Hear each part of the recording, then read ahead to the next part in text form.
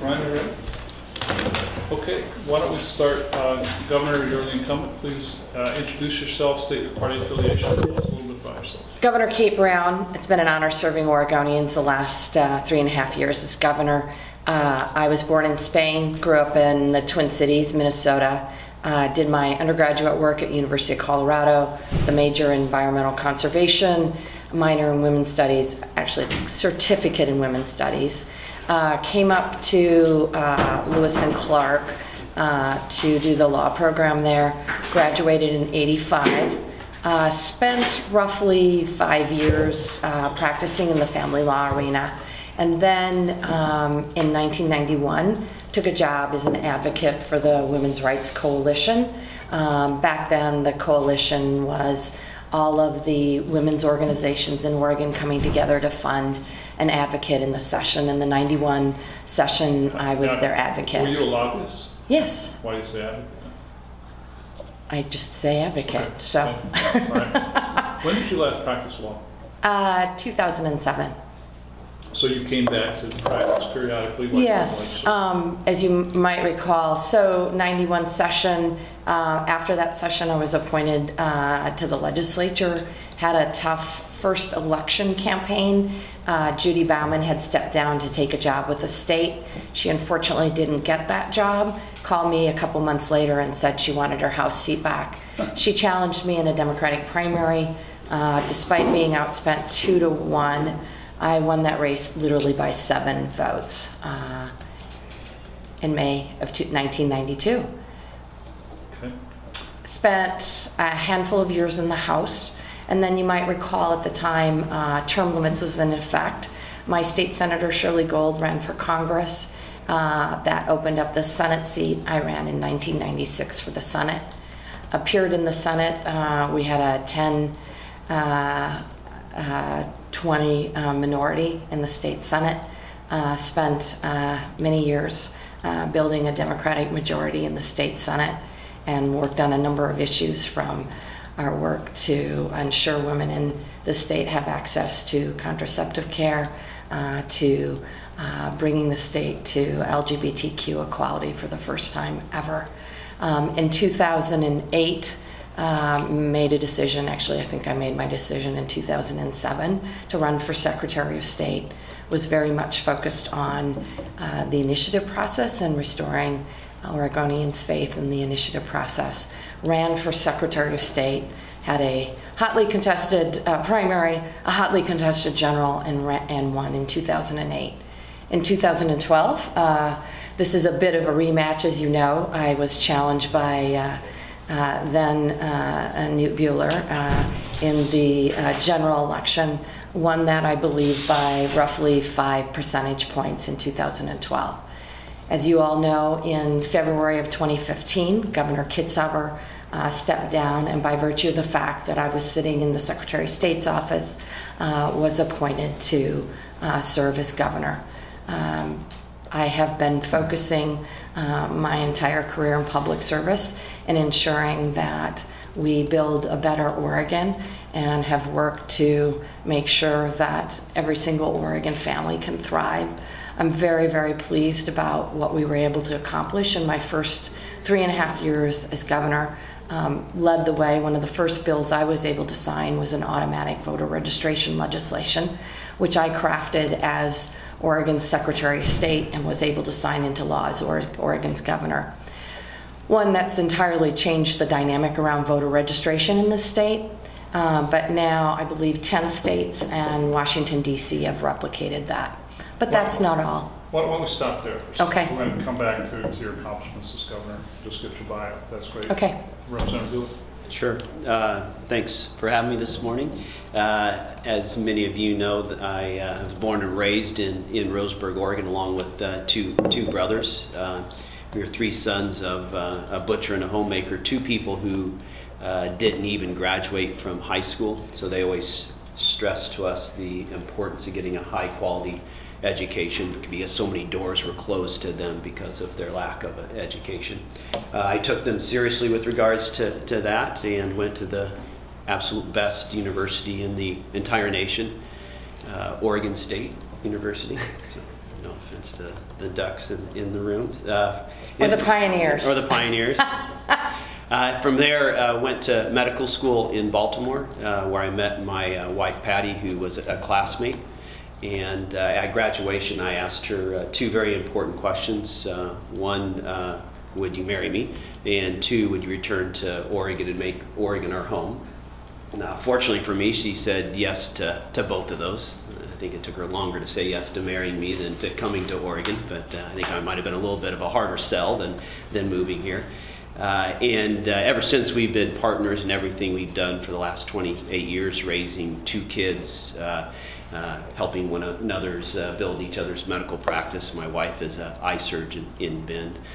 We've started businesses together, and certainly this run for governor has been a team effort. And it's truly been a good experience running for governor and actually being in the legislature. I've enjoyed my time there. I feel like we've gotten some good things done despite being a freshman and sophomore in the minority position, and learned some important lessons through that. Why did you set your medical practice up in Bend?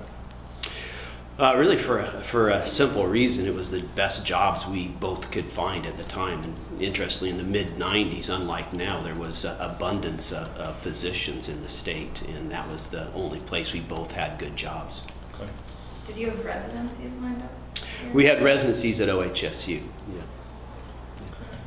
Sorry, continue with your bio. Yeah. In being in the legislature the last 4 years, I've developed a reputation for being an independent leader who's willing to break with my party with regards to being pro-choice in a almost overwhelmingly pro-life party. I've broken with my party and important business interests, and being one of the few Republicans who voted for the coal to clean bill, where we transitioned Oregon electric generation capacity from coal to renewables. I was one of only two Republicans who voted for closing the boyfriend loophole, despite significant pushback from organizations like the NRA and others, and I've spoken out frequently against some of the Trump administration's policies with regards to immigration, climate regulations, and cutting of Medicaid. So over those years, I've developed that reputation for being an independent leader that can produce bipartisan results in the legislature. Okay. What's the biggest mistake you've made in your political career so far?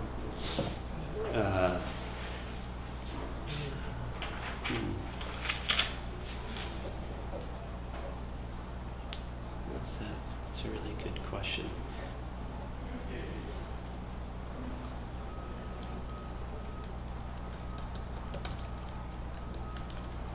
Yeah, I don't see a big political mistake. Really? I like looking at the data and carefully analyzing things and making a informed decision. So. Was it a mistake to tell Lars Larson that you support 105 when you clearly don't seem to support 105? I do support 105, actually. Okay. Yeah, I'm very much on the record of supporting the 105. But, so it's not something I'm campaigning on. It's not something I'm emphasizing. But when asked how I'm going to vote on it, I'm going to vote yes on it. So. But you've said that you don't support the use of local law enforcement resources to enforce federal immigration laws. There's a lot of confusion around immigration laws, as you can imagine, and it comes really from the federal level, where it's a fault of both parties, both Democrats and Republicans here. And unfortunately, that's translated into confusion at the state level. And, well, how does the law make it less confusing? Well, you have to look at the original intention, right? The original intention of the Sanctuary City Law was to stop racial profiling, right? In 1987, that was the original intention. And the good thing is that in 2015, we updated the anti-racial profiling laws with bipartisan legislation, updated, made it more rigorous. So when you look at the original intention of the law, we've really buttressed it in 2015, but we've introduced confusion into the process, meaning confusion when people are convicted of a serious crime, the level of collaboration and communication with federal law enforcement, and that's what needs clarity right now, and that's what causes the controversy around a lot of this issue. I'm confused. Are you conflating the racial profiling legislation that we passed in 2017 with the sanctuary state statute? Because those were very different purposes. No, I think you're confusing the 2017 legislation with the 2015 anti-racial profiling. Yes, you are. Yeah, there's a bill passed with bipartisan support in 2015, yes, absolutely. which outlaws and updates our anti-racial profiling legislation. And created a task force, and the task force report was legislation produced in 2017, which I supported. And the reason why I supported that is two reasons. Number one, the MacArthur Foundation report that was released in early 2016 showed that the data was really clear in Multnomah County that African American men at every step of the criminal justice system are treated more harshly than their white counterparts. The other reason I supported that legislation is because I specifically asked our state criminal justice commission for data where outliers were in terms of treatment of African American and Latino men. And we saw it around possession of a controlled substance. And given that we saw the specifically Latino and African American man treated more harshly in possession of controlled substance, it made sense to reduce that to a misdemeanor. And secondly, the work that we are doing to begin to treat drug addiction as a chronic health disease as opposed to a criminal justice issue, it made sense to move forward on that legislation. But the legislation also bolstered the work of the Attorney General's task force, and frankly was recommended by the task force in 2017. That's very different than Oregon's sanctuary state law, which, as you know, was passed in 1987. I believe the vast majority of legislators supported it. And the goal, Rocky Berea, who was the first Latino legislator in Oregon, introduced the legislation because local law enforcement were specifically targeting the members of the Latino community, people with brown skin, and arresting them because they were harassing them, because they were worried they were they were undocumented here in Oregon.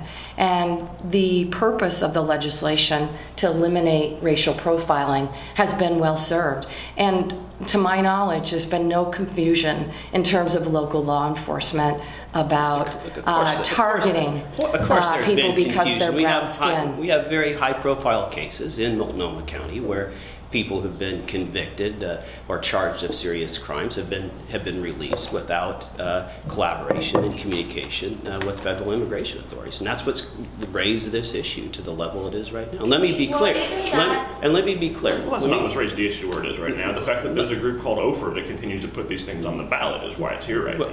Well, but they're capturing unrest in the electorate about these types of cases. But let me be clear. No matter if Measure 105 is pass or fail, I'll add clarity to this situation and reinforce that there is no racial profiling in Oregon. It will not be tolerated. Second thing is that no matter if you're here as a citizen or undocumented, that you should feel free and comfortable to approach local law enforcement, especially if you are a victim or a witness to crime. And also if you're charged with a serious crime or convicted of a serious crime, there will be collaboration and communication with federal immigration authorities. And I think that's that adds clarity to the situation in that everyone can understand. And there's nothing. It'd be very reassuring to our immigrant population to have a Republican governor make that clear that that's the situation. I just have to say, to my knowledge, our immigrant communities are terrified because of what is happening on the ground. And I know in talking to children, I know that in talking to adults, people are terrified about this particular administration. I'm cutting this off. Thank you. Governor Brown, what is the biggest mistake that you have made in your political career? I think I've made several, but I think one of the biggest mistakes that I've made is that you can get a lot done if you don't care who gets the credit. I just think when you're doing really good stuff. Don't give us a humble brag. Give us a real mistake. My real mistake is not talking to Oregonians and letting them know what I've been able to accomplish as governor. Okay. For example, a really great example. A really great example is the executive order that I crafted and signed that would, number one, ensure that our state public employees comply with Oregon's sanctuary state law, and number two, ban a Muslim registry. When Governor John Hickenlooper did that same executive order about 6 months ago, I saw a number of folks responding on my Facebook page, why hadn't we done that? So clearly we haven't done a good enough job getting the good work we have done out. And I find it ironic that Governor Brown says that not talking to Oregonians is her biggest mistake. And just last week in Medford, when she is pointedly asked in a debate, would she make the same pledge that Senator Wyden has made to visit, just simply visit every county in Oregon, what was her answer? No. So obviously there's still not a recognition that the governor needs to focus on more than just being a Portland-centric governor, and I think that's unfortunate. Actually, Representative Bueller, I had in a 6 month period of time been to Klamath Falls twice, been to Grants Pass twice. I believe in the last year have been to the Medford, Jackson County area over 5 times. And my response was exactly this: I go where I'm needed. And when the horrible shooting at Umpqua Community College happened, I was there within a handful of hours. When the oil train happened in Mosier, we were also there. I was there within a couple of hours.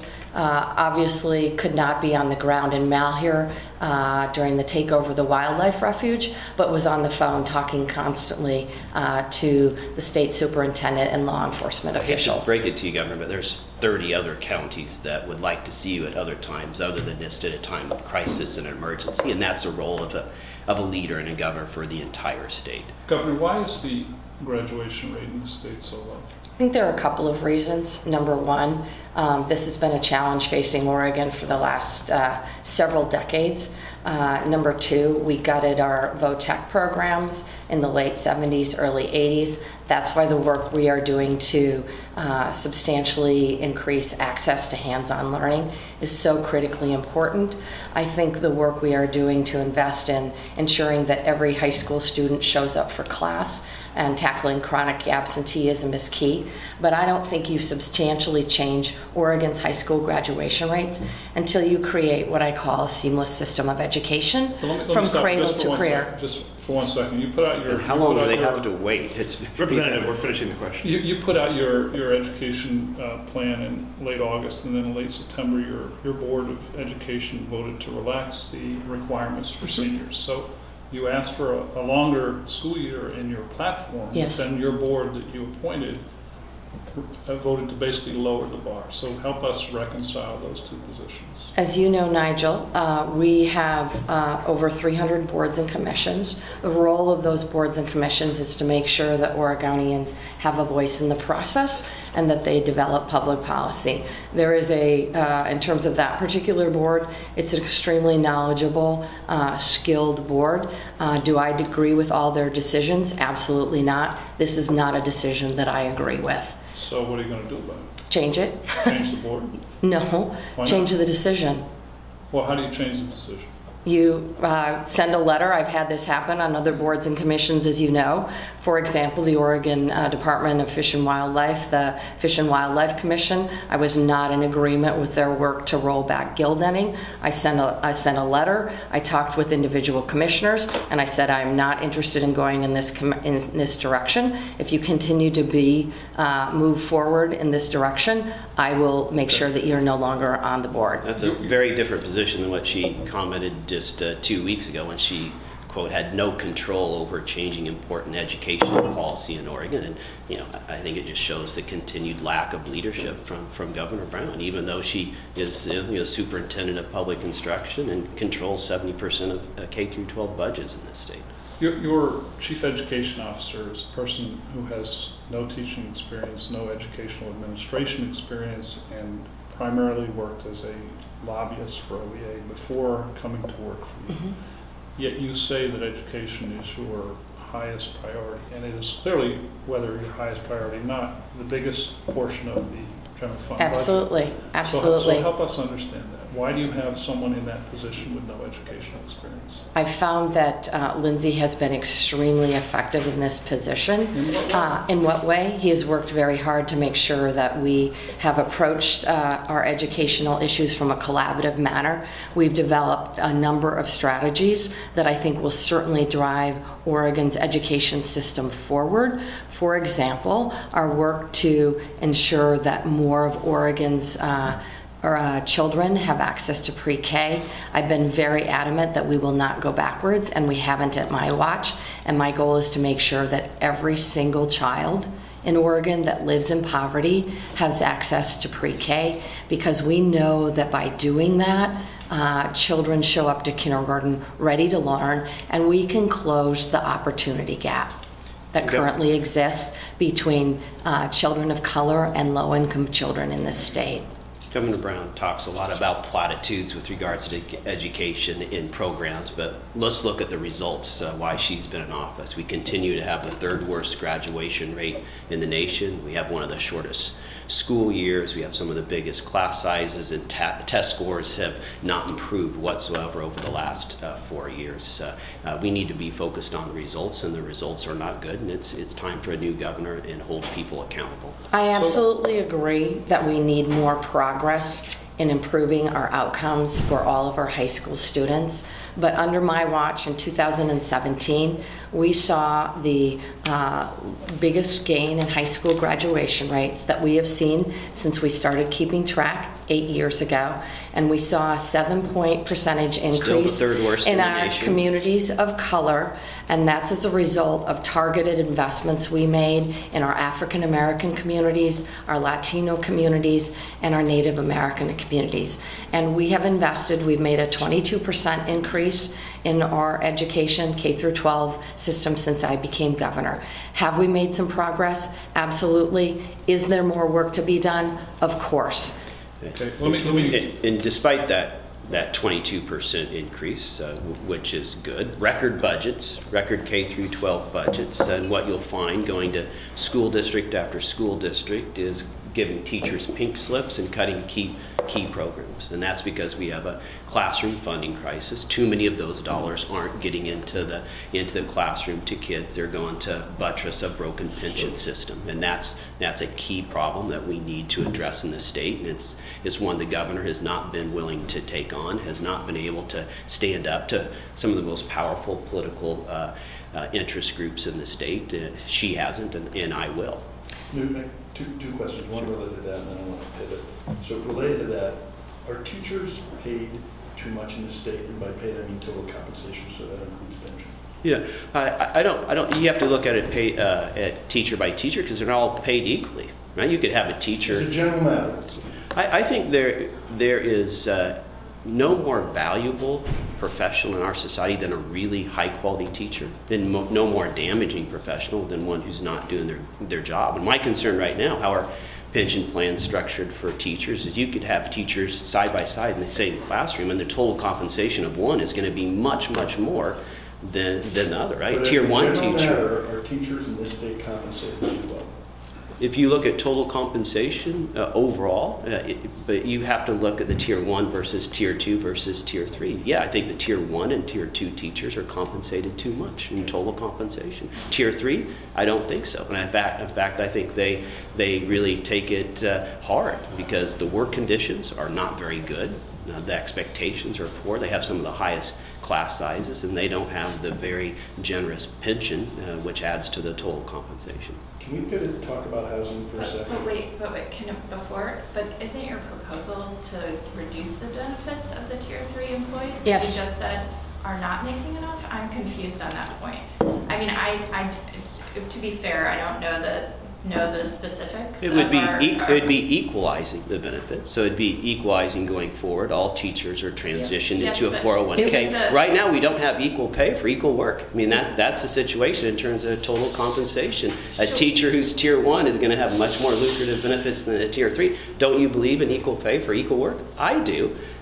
Oh my God, you're attacking me for a second? No, I'm just saying that. But the point is, isn't it, you're saying that the Tier 3 employees, which are the majority of employees now, need to pay into the pension fund. Is that not your proposal? That is the proposal, but and that would effectively lower their benefits. So I don't understand your answer on the fact that Tier 3 employees aren't well compensated enough.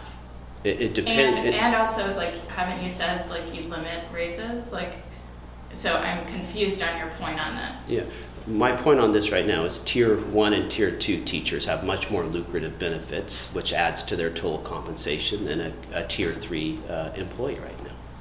Yes, So but I mean, I don't think there's an Oregonian who would disagree with you on, or most Oregonians would agree with you, but the question is what we do about those obligations. And as far as I understand your proposal, those obligations would be paid down by mostly Tier 3 employees. So explain the... But the proposal also is to decrease the Tier 1 and Tier 2 benefits when they retire by limiting the final average salary calculation to $100,000 a year. So that certainly hits those employees harder than a Tier 3 employee. So your proposal is to cut Tier 3 educators, their retirement by 40%, and you would also move your Tier 1 and Tier 2 into a 401k as well? Well, I don't accept the premise of your statement. It's not going to cut 40%, but I do think that everyone, all public employees, just not teachers, should transition away from PERSA to a typical 401k with an employer match. Okay, Sorry to interrupt. Sure. So shift to housing for a bit, Sure. because you've made the governor's lack of movement on housing and homelessness a big part of your campaign. You are opposing the Metro housing bond. Can you talk a little bit about why? I am, for a few reasons. One, I think Metro's not well positioned to manage a very large portfolio of public housing. I think local government, city governments, county governments are better positioned to do that. And I think there is better ways to stabilize the situation. It truly is a crisis right now. We need to treat it like the crisis it is. And I think direct rental assistance to keep people in place as much as possible is a wise move. And then concurrently try to stimulate increased supply as rapidly as possible. I proposed 20,000 new units a year through a combination of public and private dollars. And then importantly, overlying all... I'm sorry, I'm just a little bit confused. The Metro housing bond, particularly if the constitutional amendment passes, would allow the use of public and private dollars to be leveraged to build housing. So what's your problem with that? And what would you propose? Well, build, manage, and own. That's very different than just build, right? So build, manage, and own is the proposal from Metro, how my understanding of it, versus just stimulating more supply in managing so it. So if the bond measure created $500 million that Metro could use to give to developers to build, manage, and own, you'd be in favor of that? So the issue is, what do you mean by give? I don't believe in giving anyone a big handout. I'm just trying to parse through what your objection is to the Metro bond. Yeah. So is it just that it's Metro, that if it was the city of Portland, you'd support it? Well, no, two levels. One, I think the city of Portland or other entities already can do that kind of work, especially with 102, on the ballot right now. And so I don't think we need to expand the functions of Metro right now. So if this were a city bond measure, you'd favor it? As long as it's not publicly owned. I mean, there's a long history in this country of problems with publicly owned housing projects. So I don't think that's. So you're saying you want private ownership? I want private ownership. Yeah, a public-private partnership. But I don't think the role of government is to own and manage large public housing complexes. I think the better way is to stimulate the market to produce those projects. Got it. Yeah, and I think it's a vast expansion of Metro's function when we have other competent government entities, especially in the Metro area, that can do that work. So, Representative, you've said that you're pro-choice, but you voted against the Reproductive Health Equity Act. You said that you support expanded Medicaid funding, but you voted against 2391, which would have provided expanded Medicaid funding, and you doubled down on the subsequent ballot measure 101. So it could feel to the outsider that you're trying to have things both ways. You're trying to say, I support something, but I don't actually vote for it. So similarly, the transportation bill, you're a no on the transportation bill, although you talked about the need for more investment. So is it like, are you trying to have things both ways? Are you letting the perfect be the enemy of the good? What's your I'm being a thoughtful policymaker where there's seriously flaws in a lot of those bills that you talked about. But let me just take the choice issue. I believe that Roe v. Wade is the law of the land. That's a law of the land now. It will remain law of the land as I'm governor, and no matter what happens at the federal level. And I believe that empowering women on this issue is the right thing to do. And I've taken that approach in the legislature, writing and passing the first bill in the nation that allows women access to birth control over the counter. And my vote against the reproductive equity bill was because we weren't already keeping promises to people that Governor Brown is cutting benefits to disabled kids, veterans, seniors, and that bill was a vast expansion of benefits for new beneficiaries, and I believe that we weren't keeping the promises we were already making. If it was a vote about choice, I would have voted for the bill. And let me be clear, Governor Brown's making this an issue for political issues. She knows that when people understand that I'm pro-choice and I'm moderate and independent-minded, she's quite likely to lose this election. That's what this is all about. So I just want to take issue with the fact that we expanded access with the Women's Reproductive Health Care Bill. What we actually did was ensure that women in this state, regardless of their income, regardless of where they live, and regardless of their immigration status, have access to the full complement of reproductive health services. But are you taking issue with his assertion? Yes, I'm going to tell you where we did expand access. And in this state, pregnant, undocumented women had access to Medicaid until their baby was born. And after their baby was born, we cut them off. And so what the bill did was require that immigrant women, after they've had babies, have access to postpartum care. And honestly, I can't think of anything more cruel than cutting women off of postpartum care after they've just had a baby. And so yes, we did expand access, but I would just argue that it was very much needed and very legitimate. How about taking adequate care of foster kids? That's an area that you've cutted. You haven't put adequate attention on. You're actually wrong about that, Representative Bueller. Those kids are deserving, and we've already made promises to those kids that we're not upholding. What cuts are you talking on the abortion about? Can I just follow up on that? So what cuts are you talking about? Well, to give you an example, in statute, every foster kid in Oregon needs to have a court-appointed special advocate. We're not providing that right now, and there was a devastating audit earlier this year that showed years of abuse and neglect of Oregon foster kids, underfunded system, not enough caseworkers, not enough resources for those caseworkers to do their job, and on top of that, an agency that has a fear-based culture where there's intimidation and muzzling of frontline caseworkers. You want to respond to that, Governor, before Rachel asks the question? Yes, I've fought for additional funding to improve the foster care system. I know we have a lot of work to be done, and it's certainly an issue that keeps me up at night. But I went back and looked at the numbers. In 2015, we added roughly 100 positions. In 2017, I remember meeting with Senator Steiner Hayward and Representative Rayfield to negotiate an additional $30 million package to current service level to add roughly 100 positions to fund Senate Bill 222, which is the recommendation that DHS have lawyers in the proceedings. That was a $6.9 million package.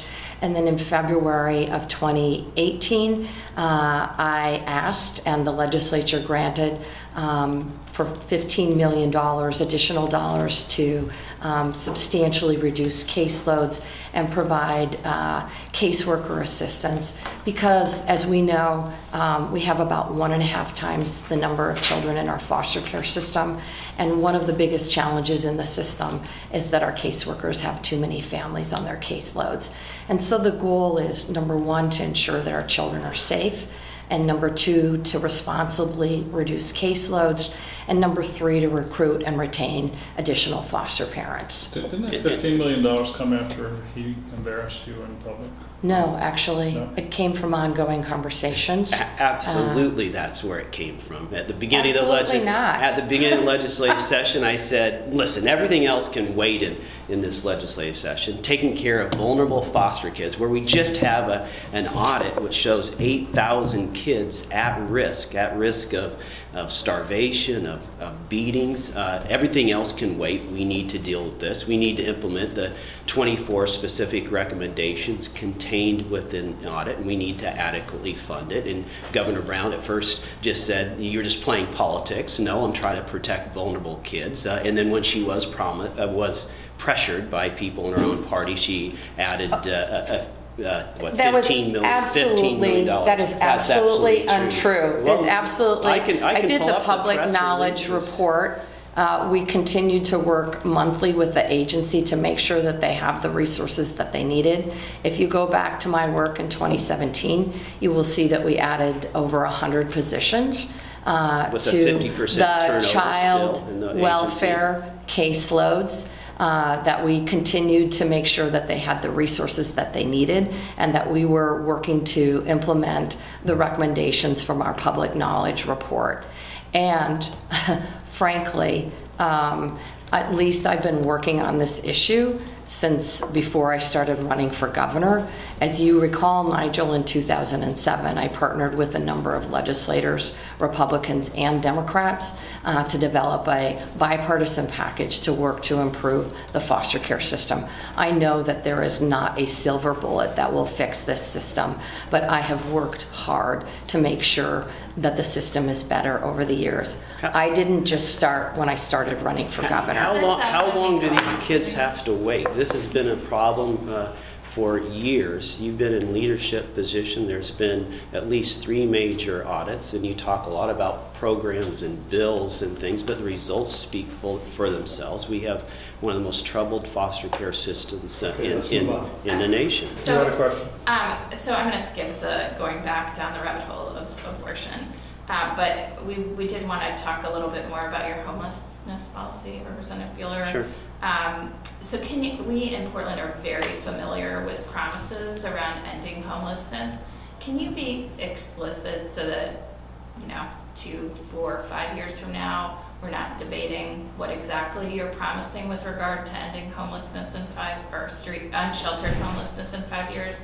What should we expect if you're elected on homelessness in 5 years? And then I'll have a follow-up on how you're planning to affect that. Sure. I've been very, very clear on this issue. We have a humanitarian crisis in this state with regards to homeless. It's become a public health crisis, and increasingly a public safety crisis, and not just in the Portland metro area. We see it all across the state, and it's gotten much worse while Governor Brown's been in office. 2 months ago, we were named the #1 state in the nation with regards to homelessness. Our time is short. Can you just answer what your promise is? I'm getting there. Okay. Please just let me make the case of why it's so important to end homelessness, unsheltered homelessness, over the next 5 years. That's my proposal. And the first step in that is to immediately create 4,000 emergency shelter beds. What do you mean by ending unsheltered homelessness? Does that mean that no one is going to be on our streets? No one's on the street. No one at all. That's right. That's right. No one's on our street. Everyone has the security of having a roof over their head. I think that is as clear as I can be. Okay. So part of that promise, I understand it's one facet of it, is that you want 8,000 shelter beds. But the dollar figure associated with that only covers a fraction of what Multnomah County, for example, spends on those beds. So it's $10 million for 8,000 beds, which is less than 20% of the money that Multnomah County spends on those beds. So how do you propose to just deal with that aspect of the promise. Well, look, we have in the Portland metro area, there's already a facility that's already built, the Wapato facility, that can easily accommodate 1,000 people in the facility itself. It sits on 14 acres where you can set up very quickly emergency temporary shelters. The philanthropic community in Portland metro area stands ready to help with that, and that can pull down, and the dollars that is used there can pull down federal assistance. What federal assistance? There's all kinds of federal assistance for homeless assistance. For shelters? For shelters, yeah. And importantly, you need to look at what it costs. What it costs right now for someone to be homeless on the streets of Portland. Central City Concern has a good study that shows it costs $40,000 a year. So we have a lot of cost savings by getting people off of the streets, making sure that they have the security of a roof over their heads and the dignity of treatment. A lot of those costs, the $40,000, is due to Medicaid costs, and so there's enormous cost savings right there to the system. So I don't think anyone argues again with cost savings, but the question is like an investment to get people off the streets. And you're saying that the philanthropic community and federal money will make up 85% of the cost of opening the shelter beds you propose? I don't think it's not going to cost very much to open up Wapato and get it up and moving. Well, to run it on a yearly basis until... Look, if it's not enough, this is a problem that needs to be solved. It needs to be a priority. I will lead on this issue, and I will solve the problem. If it needs more allocation from the state to make it happen, it will be forthcoming. I'm not going to be a governor who ignores one of the biggest humanitarian crisis that the state has seen for decades. Dollar figure, we will get the dollars needed to solve the problem. So say that you do. Will the state run Wapato? So no, it'll be run by the philanthropic community. We'll set up a nonprofit that will run that facility, like many cities across the state. There's great examples in Oregon right now of cities that have taken this on. Klamath Works in Klamath Falls, Helping Hands in Tillamook, in Lane County. There's several organizations, and there's a broad level of expertise. They just need leadership from a governor to align interest and make sure the resources are concentrated on organizations that actually move people from dependence and illness to independence and healthy living. So why would this promise has been made before, most recently by the mayor of Portland. Yeah. What will make you more successful at actually following through on this promise?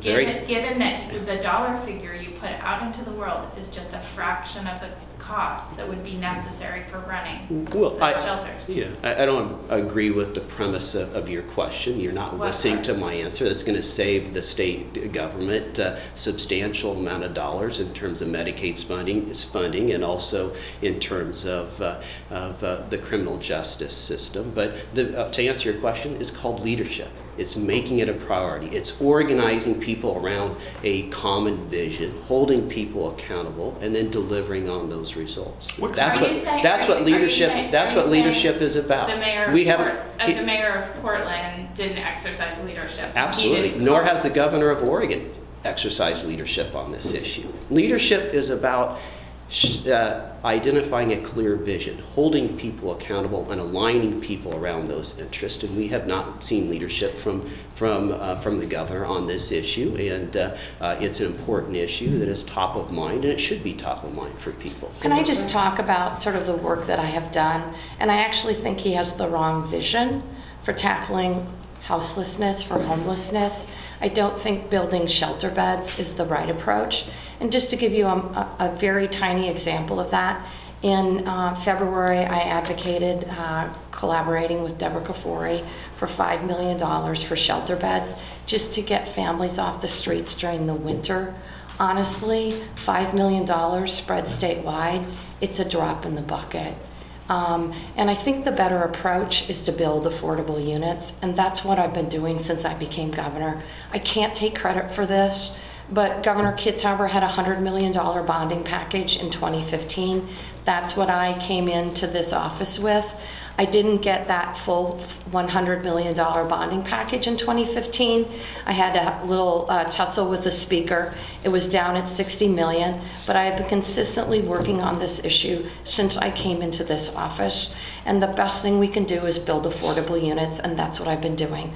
In 16, it was 3,500. In 17, it was 4,000. This year, because of Margaret's strong leadership at the department, we've been able to double the output at 7,800. But it is still not enough. I think we need, and my proposal invests roughly $370 million. I don't think that will end homelessness in Oregon, but I think it will help get our children and families and our chronically homeless off the streets. My opponent just talked about he was a scientist. And the results speak Let me for them. finish. The results He's speak a for themselves. scientist.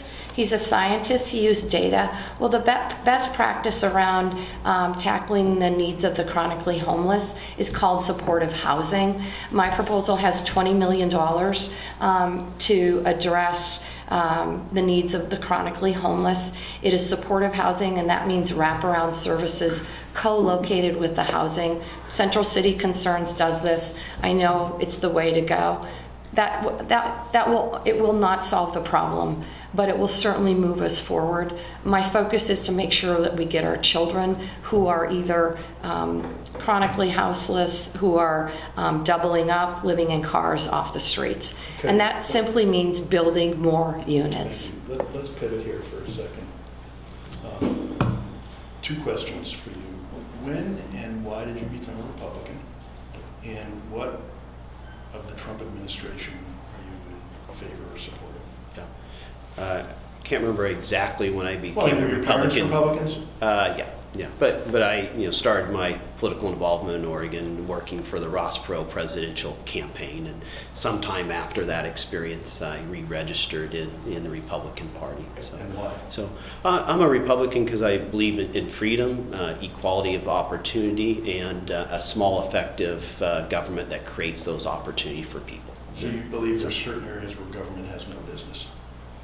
That may be too strong. Yeah, it might be an over-exaggeration, but I believe in more market-oriented solutions than government-led solutions, certainly. So now the second question. Yeah. And can you repeat yours? What of the Trump administration are you in support of? You've talked a lot about Sure. where you disagree. Yeah. I understand all Yeah. that. I think looking at the international trade agreements has been a good idea. I think we've been taken advantage of in some of those. I think there's been currency manipulation by So the the tariffs you're in Chinese. support of? I'm not in support of the tariffs, but the currency manipulations that the Chinese have been accused of. I think there's some validity there. I think European countries should meet their promises with regards to their NATO obligations. I think those are things that need to be brought attention to. The tax cuts that the Trump administration has pushed through, I think, has been beneficial, and the focus on cutting back on regulations that have been burdensome. Those tax cuts have led to historic deficits. You've painted yourself as a budget-cutting Republican who's a fiscal conservative. How do I reconcile that as a voter? I think that's yet to be seen. I mean, we also see record economic activity that will produce more tax revenue. So the effects on those deficits, I think, is still yet to be determined. And what's been the effect on Oregon is that over 70% of Oregonians have seen substantial tax cuts because of those changes, which I think is a good thing. From the primary, when you were asked that question, you said you would be like your first boss as Oregonians, like you'll have plenty of independence. But you said you would cooperate with the Trump administration. You mentioned tax cuts and regulations, but you also said with regards to securing our borders and having more reasonable immigration. Can you be more explicit about what you meant by those two things? Well, I certainly because the temperature is quite high on particularly around immigration and particularly around the Trump. Yeah. How the state interacts with the Trump administration. Sure, I think we certainly need more security at the border. I don't think that send National Guard. No, I'm on record for being against sending Oregon National Guard troops to the border. That's not a role of Oregon's National Guard. That's the role of the federal government. But I do think there needs to be increased security there. There's certainly different concerns with regards to drug smuggling across the border. We see the effects of heroin and fentanyl on our society right now. It's an epidemic of historic proportions right now, and that needs to be controlled better. And how about on immigration? More reasonable immigration? I think there needs to be clarity to our immigration laws. And look, it's a failure of both parties. You know, the Democrats could have solved our immigration problems in 2008 when they controlled both houses of Congress and Obama was in office. And it's of all the Republicans for not solving this problem. There needs to be a clear path to citizenship for Dreamers. Families shouldn't be separated at the border. I mean, those are policies that need resolution clearly. So. And since we're back to immigration, let's just for a second revisit Measure 105. So you said you were opposed to it, and then you gave an interview to OPB talking about how there needs to be clarity. I've done a moderate amount of reporting on immigration, and I had not heard that argument before. And I think there's some questions about whether that was a position taken for politically motivated means. So my question on that is not for you to deny that, I'm sure you will, but to tell me where that argument has been made before this campaign season, so I can read up on that. That's been my position from the very beginning, and you know, I was against this. Can you give me an example of where this argument has been? Are you going to let me answer your question, or is this going to be just me listening to your question? Well, I'm just asking something simple, which is, where has that argument been made before this campaign season that I can go and read about it, so that people don't think that was a politically motivated position? So you want me to make a position on something that hasn't even qualified for the ballot? So I made that position once I was asked about the ballot measure. Look, are you going to let me answer the question, or is this going to be an ongoing monologue? Go ahead. I'm asking you where this. Are you going to let me answer the question, or is this? I'm not sure he doesn't understand the question. That's why I believe he does. Okay. Go ahead. You're the boss. Listen, I came out with a position on Measure 105 when it qualified for the ballot. It's been my position from the very beginning that no matter if it passes or fails, that I'll add clarity to where there's confusion. And if you want insight to that, I voted against the sanctuary state legislation in 2018. There's a consistency here. It's not some election, statement. It's clearly what needs to be done. There needs to be clarity to where there's confusion right here. I just have to say, I absolutely agree that there is consistency in his voting record. He voted against legislation to cover all children, our undocumented immigrant children, 18,000 of them. He voted against the tuition equity bill for our Dreamers. He voted against the 2017 racial profiling legislation, and he supports repealing ballot measure 105. It voted, that's mixing up a lot of different bills. Listen, I voted against Advanced Cover All Kids because we're adding new benefits for new beneficiaries, when we're not taking care of foster kids, when we're cutting benefits for disabled kids, when we're cutting services to seniors. The leadership is about making hard choices and allocation of resources, and I believe that we should fulfill the promises we've already made before making new promises. It's as straightforward as that. So you keep bringing up this argument about confusion, and earlier you mentioned that there were examples of confusion where local law enforcement agencies had released people. Isn't that not because of the sanctuary state law, but because of court decisions that have said that holding people on detainers beyond their sentencing period is a violation of their constitutional rights? And wouldn't that continue even if Measure 105 passes? I think there's confusion from different counties, even sometimes within counties, and there's been high-profile situations in Multnomah County where a judge releases a prisoner who's been convicted of a DUI out the back door of the county courthouse. I think there needs to be clear expectations of how that communication and collaboration is going to be undertaken for everyone's benefit, so that our immigrant population understands what the situation is too, so they can feel safe and secure approaching law enforcement and not feel that they are at risk. I think that's we're done with this immigration issue. We spent half an hour on immigration. That's enough. Tax code.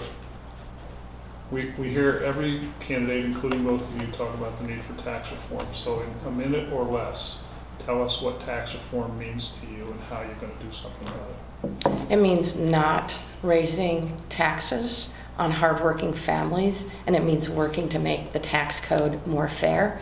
And it means How would you using make it more fair? It means using the same processes that I've used in the past to deliver on a transportation package and funding for the Oregon Health Well, that Plan. was a tax increase on hardworking families. So we worked in a collaborative, consensus-based manner to make sure that we had what we needed to invest in key priorities for Oregonians. Let's talk about the levers.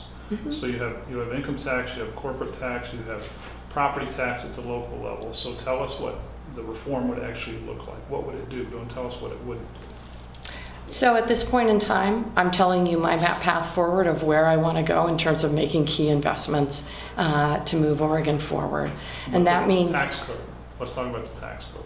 So, what about that? I mean... How would you change the current method of taxation, which everybody agrees needs to be reformed? I don't have any specifics at this point in time. What I will continue to do is to work to make sure that we do it on a bipartisan basis and that we work collaboratively and that we work to do it in a way that makes sense, it's thoughtful, it's dedicated, and that we're able to garner the support of Oregonians. How about this? Do you think that tax reform ought to be revenue neutral, or do you think it ought to try to raise more money? Do I think tax reform ought to be revenue neutral? Probably not. Okay, so if it's going to raise more money, do you favor raising income taxes? Do you favor instituting a sales tax? I think generally speaking, how I would answer that question is that I think that we need to make sure that those who are not paying their fair share pay their fair share. So upper income, corporations, yes. But let me interject here. That hasn't been the policy of Governor Brown over the last 4 years. It's election day enlightenment. Governor Brown's increased taxes on Oregonians $1.3 billion in the last 4 years alone. A new health insurance tax that hits hardworking Oregonians, particularly hard, meaning if you're individuals or if you're a small business, you pay the tax. If you happen to work for a large union or corporation, you don't pay the tax. He's increased tax increases a sales tax, a new payroll tax. So what would your tax reform look like? But I think the biggest thing right now in terms of our fiscal house in Oregon to get in order is to control our cost structure. We have a cost structure right now that's outpacing even double-digit revenue growth. And so that's the first thing we need to attack with regards to stabilizing the pension reform. If we do that adequately, then we need to look at our revenue stream. And in my opinion, the biggest problem with the revenue stream is it cycles too much, right? You know, at good times it peaks and at bad times it values, and we need to level out that revenue stream. How would you do that? The best way to do that is to augment our rainy day fund, to divert the kicker until we fill up our rainy day fund to about 20% of the general fund. Other than pension reform, how would you go after costs? I think health benefits also is a big driver. So, you know, any programs you shut down, any agencies you trim? Well, certainly in terms of health benefits? Or, No, just in terms of state expenses. I think just the budgeting process, you know, starting from the current service level budget, I think a better approach is a zero-based budget and justify each program, each line of spending, and have that tie up. And I think there would be substantial savings there. As a Republican who believes there's certain areas where government ought to stay away, not get involved, sure. I'm just wondering about a few areas where under Democratic administrations the state has been actively involved in getting engaged in the marketplace. So there's a huge give back to Intel, for example. Yeah. A lot of people, including Lars Larson, has talked about that being a massive corporate subsidy that no Republican should ever support. I'd like to know your opinion about that. Sure. There have been, Biz Oregon has been giving money to venture capitalists in the state of Oregon to invest. Is that an appropriate role? Should the state have raised $500 million to match a gift to help cure cancer at OHSU? Is that an appropriate role for government? I don't like all those corporate subsidies in complex tax credit schemes. And then some of the worst are the tax credit schemes that are going to high-risk green energy ventures, which we've seen over and over again, the business energy tax credit scheme. But in the case of those three that we talked about, do you oppose, in principle, I oppose, complex corporate tax credit schemes of all kinds. I think government should stay out of those, and particularly we built up, these with regards to high-risk green energy ventures, which I don't think is a role of government. If we want to really make an impact on decreasing carbon's footprint, and I think we should, is that we should not be stimulating the supply of green energy, but creating demand for green energy. And the best way to do that is through a carbon tax. Let's increase the price of using those kind of carbon-based fuels, not supplements to high-risk green energy companies. So we've already seen serious problems. So measure 104 would require a 3/5 vote for any new revenue measure, fees, or getting rid of tax breaks. But we can put a tax break like the ones that you oppose into the tax code with a simple majority vote, right? Do you agree with that? Yeah, I agree with that, yes. So do you support Measure 104? I do, yeah. Well, Because I think to change the revenue structure, in either direction should require, it's the direction of the people of Oregon. They were very clear. They're very clear with regards to their view of this. And you oppose tax credits, yet you can put a new tax credit or a tax subsidy or a giveaway to these green energy companies that you're skeptical of with a simple majority vote, right? Yeah. So come on, be consistent. I mean, how come we can give away money with a simple majority vote, but we can't take that tax credit back without 3/5? I think we should make it 3/5. I'd be more than willing to sign on to make it 3/5. I want to go back to the transportation package because I think Representative Bueller told you in May that he thought the transportation package wasn't big enough. And I was responsible for reducing the size of the transportation package. I worked with the legislature and with stakeholders to reduce the package size. And I did that intentionally because stakeholders like AAA and the truckers would have referred it to the ballot. He said it wasn't big enough, but he's also running ads that say no new taxes. So I'm curious how he would have funded our transportation package. Great question. Yeah, it's clearly not big enough, and it's not big enough to take care of the serious congestion problems in Portland that we all experienced this morning. And it was clear to me from looking at the underinvestment in Portland's transportation infrastructure provided by this package is that the method Governor Brown was going to be using was tolling, not tolling to increase lanes or capacity, but tolling to change people's behavior. Now, I don't think that's going to work. I don't think the people in the Portland metro area are going to accept it, and I don't think it's a viable solution. Explain to me philosophically, you oppose congestion pricing, which would have the effect of changing people's behavior, but you oppose it, but you support a carbon tax, which would change people's behavior. Well, just square that for me. The congestion pricing is going to hit poor families particularly hard. Families that have already been displaced from traditional Portland neighborhoods farther and farther out into the suburbs. That's not your real objection to congestion pricing. Well, sure it is. That's your only objection. So if there were a way to mitigate and make less regressive congestion pricing, people under a certain income don't have to pay it or whatever.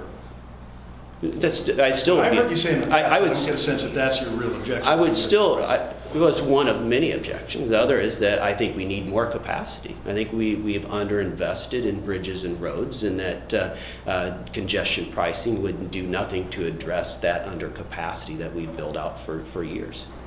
What undercapacity are you talking about? We need lack of roads or lack of lanes on 205, on 217, on I-5. We need another bridge across the Columbia River. Those are all things that we are seriously lacking right now. So I think the governor's question to you, if I could restate it, was that you're a tax cutter except when it comes to transportation when you want more tax. And the Oregon Health Plan, I assume. No, in terms of building capacity, I'm not against tolling to add capacity, to add a new bridge, to add a new lane. I'm against tolling just to change people's behavior because it's going to be particularly damaging to those who are struggling just to live in the state because of the high cost structure we've created here, the high cost of health care, the high cost of housing, and now we're going to add even more cost on transportation.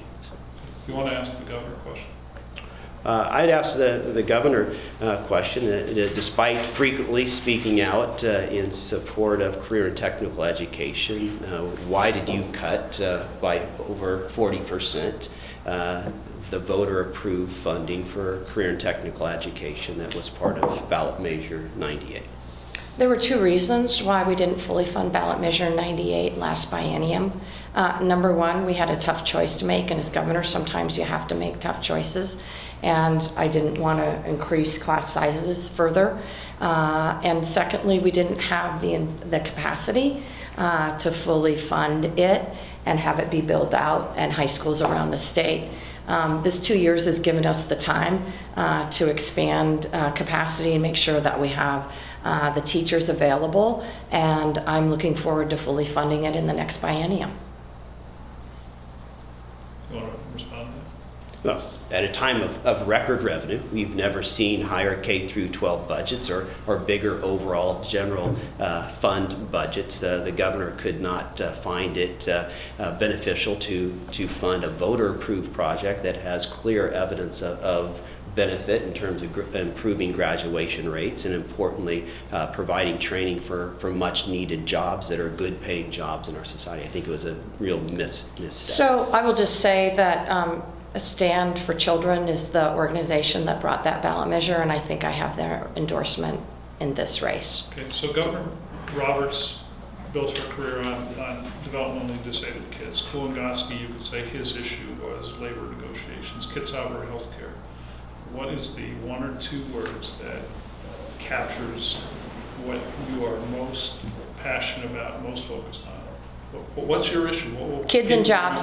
Kids and jobs. And I think they're both connected. It's making sure that every single child in this state has the ability to achieve their full potential, and that every student graduates from high school with a plan for their future and the tools to compete in a global economy. And it's making sure that we have a workforce trained to meet the future economic needs of our state and future-ready Oregon. So, Governor, how much credit can you and your administration take for the current wonderful economic climate? I certainly say that under my administration, we have seen the lowest unemployment rate in Oregon history. In terms of credit, obviously I'm going to ask you I think I'm going to continue. My focus has really been on underserved communities and making sure that they have the capacity and the tools and the resources to thrive. As you know, the economy is thriving in certain parts of the state, but that prosperity has not been inclusive. So I'm really focused on rural Oregon, I'm focused on communities of color, and I'm focused on low-income communities, making sure they have the tools they need to be successful. That's why our investments in our transportation package were so important. For example, a transloader facility in Ontario, Oregon. Our housing investments are key, 150 units in Milton Free Water. Our work around water infrastructure, $80 million in bonding since I became governor, and of course our work to make sure that rural Oregon has access to the internet. So the results speak for themselves in this regard. Even the economy, even though the Portland metro area certainly has recovered, lots of rural Oregon still hasn't regained the jobs lost at the Great Recession. And the governor claims that... But to the extent that the Oregon economy is healthy, to whatever extent it's healthy, to what degree does the governor and her administration get the credit? Very little to zero. I do not see... Would you say that if you were governor and it was a great economy, that the governor really doesn't have that much role, or just in her case? I think there is a role for state government to help foster economic growth, but the current growth, I do not see Governor Brown having much influence whatsoever, and I think the evidence is clear that it's such an uneven growth in Oregon right now, with lots of rural Oregon still not recovering the job losses from the Great Recession. And Governor Brown talks about her commitment to kids. My argument is how long do these kids have to wait for her leadership? She's been in Salem for 25 years in leadership positions for more than half of it, and we still have the third worst graduation rate in the nation. We have the highest rate of youth homeless rate, and we have a foster care system, one of the worst in the nation. How long do kids have to wait to produce the results? And we can talk about programs and percentages and spending. Let's look at the results. I'd like to know what your plan is to fix the foster care system, briefly. Sure. Secretary of State Richardson had an audit which laid out 24 specific specific recommendations to turn the agency around. And my proposal before the last legislative session was to create a rapid improvement team funded with $50 million to implement those recommendations as soon as possible. Look, that's what I do, and if I was running one of my businesses and I had people I was responsible for that were being harmed on a regular basis, if my organization was being sued and losing lawsuit after lawsuit of hundreds of tens of millions of dollars, everything else can wait. Stabilizing that situation needs to be a top priority. Do you agree it's a top priority? I'm sorry. Governor, do you agree it's a top priority? In terms of our foster care system? Well, no, yes, but also these here's what I do. specific I do agree that my opponent did nothing. He sat on the Human Services Committee for 3 years. For 3 years, that is not true. In a minority position and voting against your budgets that didn't fund it adequately, that's just not tackling true. The foster care that's system. Just not true. These issues have been Go back and look at the long-standing, video. and I absolutely, I think there are 3 things that we need to do in our foster care system, and I mentioned them earlier. Number 1, ensure that our children are safe. Number 2, safely and responsibly reduce caseloads. Number 3, recruit and retain foster parents and make sure that they have the support and services they need. In terms of the latter, Marilyn Jones, the new caseworker, is out on the streets. Literally, she went to the Gay Pride Parade to try and recruit foster parents. She's taking this issue very personally because she is a foster parent and an adoptive parent. She's been in the system for a number of years.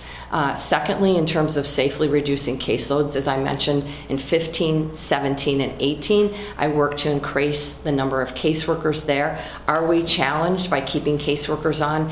Absolutely. We absolutely are. And this is part of having too many families on your caseloads. Third, keeping our children safe. We are working slowly, fastly to reduce the amount of hoteling that we're being used. And I think this last month we were able to substantially drop numbers in terms of hoteling practices. Look, there is no silver bullet in this system. I know what it feels like. I was a lawyer. I represented children and I represented parents. I saw the... This should be in your wheelhouse, Governor. This is an area that you're an expert at, and we still can't... I want to ask you a campaign finance question. This is not a Citizens United question. As you both know, Oregon is one of the few states where there are no limits on how much an individual can give. Should that change? Yes, absolutely. I think we can all agree, Republicans and Democrats, that we need reasonable limits, and that will require a constitutional amendment. Right. I don't support amending Article 1, Section 8. I think you have to amend Article 2, Section 8, the elections clause, to provide limits. Fine. So, should there be limits on what an individual can donate to a campaign? As a result of Citizen United, no, because this will push it into even a darker place in terms of independent expenditures, and there'll be less transparency. So, and again, certainly this is an issue that... You're comfortable having any Oregonian be able to write a check of any size to any candidate? In the ideal world, that would not be my preference, but in this current environment, if it doesn't go through the campaigns, it will go into a darker place, and I think transparency is important for these spendings. So, then why didn't you ask Priority Oregon to reveal their donors if you think transparency is important? And why did you say in 2012, let me finish, why did you say in 2012 that you supported campaign finance limits? You were running for Secretary of State at the time. He said he supported them. Because there's a little something called Citizens United, when he which got changed into the whole playing field. When he got into office, I called his office and said, will you work with me across the aisle to bring Oregon to reasonable campaign finance limits? And you've rejected when he got elected, he said no. It's simply not true. I mean, there's a little change in law, Governor, called Citizens United, which changed the playing field. And I did propose campaign finance reform during my time in the legislature to reproduce what is called the people's primary, what Senator Elizabeth Warren has used in her race, where there's agreed voluntary spending limits between candidates. I think that's an approach that has real merit, that will stand up to legal challenge and will bring this under control. Okay. So, I have one real quick question. You keep talking about you're a doctor and you're data-driven, but at the KGW debate, you got to the left of the governor on vaccination. So are you an anti-vaxxer? Well, absolutely not. I believe in vaccination, but I also believe in freedom and choice, and I think that parents need to have that kind of freedom and choice. The choice to get other kids sick. So I don't think it's that clear. I think if there's personal beliefs, if there's religious beliefs, if there are alternative medicine beliefs, that those beliefs should be honored. Should we base public policy on beliefs or on science? I think both. I think in public policy, you have to balance those. In this case, I think it is reasonable to allow people to opt out if they have serious personal beliefs with regards to vaccination. 3355, one of the governor's few vetoes, was Bill Kennemer's psychologist can prescribe bills. Again, you got to her left on that. I mean, only 2 states allow. A lot of psychologists have no medical background, no medical training, so how could you vote for that bill? Well, Nigel, I'm very willing to go against entrenched interests, and even those interests who happen to be my friends, if I think it's the right thing to do. Yes, and look, we have one of the worst mental health care systems in the nation.